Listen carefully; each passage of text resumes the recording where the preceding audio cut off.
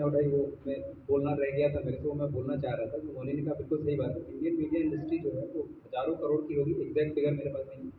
लेकिन यहाँ नौकरियों में कोई भी भर्ती जो है ओपन कॉम्पिटिशन से नहीं होती। वो सिर्फ़ आपके चैनल्स कैसे हैं, आपका नेटवर्क कैसा है, आपके चाचा ताऊ या कोई मित्र है वो आपको बता देगा यहाँ एक वैकेंसी है। इवन कि बड़े-बड़े पदों पे मतलब मैनेजिंग एडिटर तक के पदों पे वो कनेक्शन से ही आपको नौकरी मिलती है। तो मेरिट की बात तो वहीं पे खारिज हो जाती है। दूसरी बात मतलब मैंने तो ये तो कहा ही नहीं कि मतलब राइट विंग मीडिया में स्पेस नहीं है, लेफ्ट विंग में है, ऐसा नहीं है। अक्रॉस द बोर्ड एक तो लेफ्ट लीनिंग मीडिया जैसा कुछ अभी बचा नहीं है देश में, मुझे लगता है। और दूसरी बात जो आपने बात कही बिल्कुल जायज़ कही, वो प्रॉब्लम तो है, लेकिन मेरा जो एक्सपीरियंस है 20 साल का मीडिया में मुझे लगता है कि पहले स्पेस था। न्यूज़ रूम्स में आप बहस कर सकते थे अपने सीनियर के साथ, आपकी बात सही हो तो मानी भी जाती थी, वो सुनते भी थे। मतभेद होते थे, जो एक कहावत कहते हैं, मनभेद नहीं होते थे। अभी क्या है, आज आज इतनी संकीर्ण हो गई है सोच कि आप अपने बॉस के खिलाफ बोलेंगे तो वो आपको टारगेट पे ले लेगा तुरंत। उसको उसकी बात से आप असहमत हैं तो उसको लगेगा आप उससे असहमत हैं या आपका उससे कुछ पर्सनल है। ये चीज़ें ग्रेजुअली बनी हैं, पहले ऐसा नहीं था और कहने में डर नहीं लगता था। उसके अलावा भी चीज़ें बदली हैं। अब जिस तरह की सोसाइटी हमने बनाई है 20-25 सालों में, एक ईएमआई बेस्ड जो सोसाइटी बन गई है, उसमें कहने वाले भी कहने से डरते हैं। उनको भी रेंट पे करना है, गाड़ी की ईएमआई देनी है, घर की नौकरी चली जाएगी तो क्या करेंगे? 1 लाख की सैलरी में 70,000 तो उन्होंने ईएमआई बांध दी है, तो जाहिर सी बात है कि वो कर ही नहीं सकते विरोध, हिम्मत ही नहीं है करने की।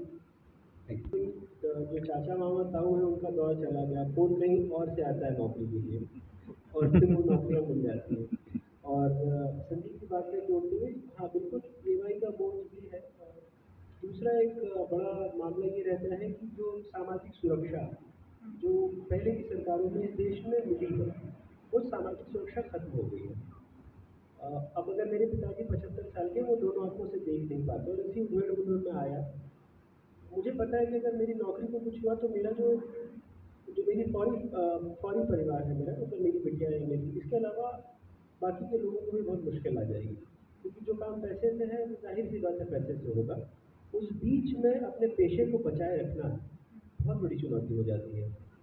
धूमिल की एक कविता है, कभी पढ़िएगा अगर वक्त मिले तो, ऊँची रात। तो आप समझ पाएंगे कि एक आदमी जिसके अंदर बहुत सारी भावनाएं हैं लेकिन पेशेगत कुछ मजबूरियां हैं। मैं ये नहीं कह रहा, जस्टिफाई नहीं कर रहा, पर वो एक चीज़ें चलती रहती है, द्वंद्व चलता रहता है।